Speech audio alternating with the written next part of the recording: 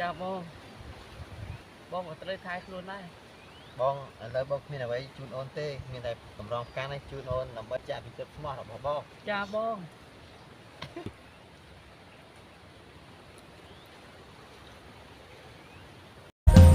រៀងចាំបងចាំស្នេហ៍ស្ទើរតែខកចិនដាដឹងនេត្រាស្រ័យរកបងក្រុងវេលា